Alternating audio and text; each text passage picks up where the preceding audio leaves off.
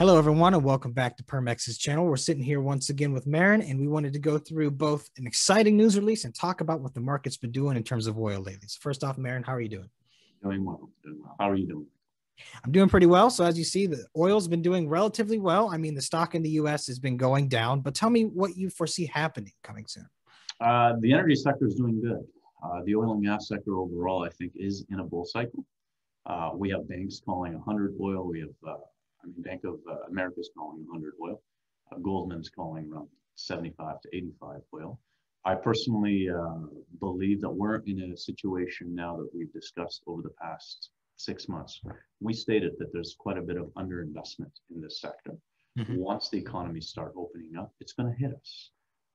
You had analysts, economists saying, no, that's never going to happen. The way there's oversupplied, and there's still pessimists out there thinking that we're oversupplied. We're not. We're shrinking. Supply is shrinking. Demand is going up, and oil prices, what I believe over the next 6 quarters is it will continue to increase. We're going to have days that it does pullbacks through ancillary and white noise, but it will continue going up. So we're in a great position from an oil and gas and energy sector. Yeah, I mean, of course, there will be some pullbacks, but the sector as a whole should continue growing as demand is set to continue to increase. Not everything is 100% back to normal yet, and we're going to have to make up for lost time with a lot of different industries, which is going to require a significant amount of energy. Correct. All right, so Marin, let's dive into your guys' most recent acquisition. You guys acquired 29 oil and gas wells recently. This is adding into the ones you guys have already got. Tell me more about what made this deal come to be. Let's correct that statement right off the bat a little bit. 29, we bought 29 royalty interest ownership in the oil and gas wells. So we don't own 100% of these oil and gas wells to begin with. However, this is where we stand now. We have over 70 oil and gas royalty interest ownerships, which is amazing. What I think shareholders, investors, and the public need to know about royalty interests is don't just look at it from an immediate standpoint. Here's a well producing X, Y, Z. You're purchasing a percentage in it. That's amazing. Oil prices are low grade. We have a different strategy when we go to purchase royalty interests. And here's our strategy. You acquire these when the markets are low. Excellent. You're buying them at a discount to a degree. They generate a certain amount of cash flow, and as oil prices go up, it continues.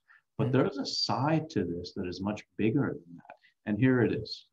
These properties that we buy into are operated by large caps, Chevron, EOG, ConocoPhillips, which are flush with cash. Now, what have these companies been doing over the past 2 years? Drilling? Not really. They've been flush with cash without drilling.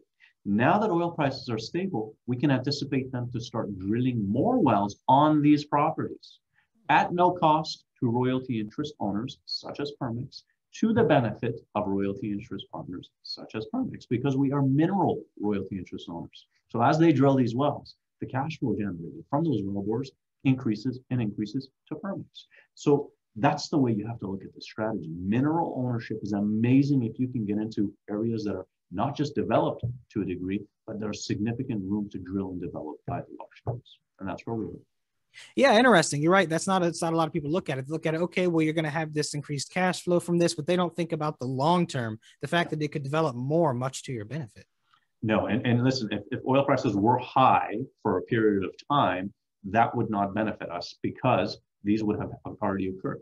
The operators would have drilled already. They would have put their wellbores on production.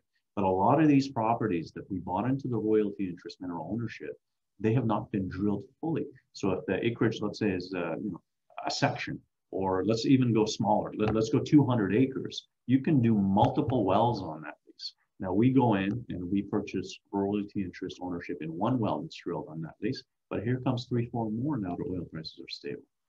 Wow. Yeah, very interesting, Marin. And so if anyone wants to hear more about that, let us know. We'll be very happy to dive into the numbers for you. Anything you guys want. Marin, do you have any last words before we go? No, I think, again, the focus is here. We have a nice hybrid of a significant number of royalty interest ownership in wells, as you can tell. Another thing I would like to point out is our shut-in wells. We have 69 wells. Out of 69, 6, these are wells that we own and operate. 6 are in production right now. The rest are still shut in. So we have our technical team working on these wellbores now that oil has a nice floor price to bring them online strategically one by one. So you can imagine having your own operations come back online now that oil prices have corrected to a degree, and have royalty interest cash flow models active, as well as potential future development by the large caps within your royalty fields. Wonderful, Marin. Well, it sounds like the rest of the year is going to be pretty exciting for Permex. So thank you for coming on and sharing, and stay tuned, everybody. We'll get you more updates as they come along. Marin, have a wonderful day. You as well.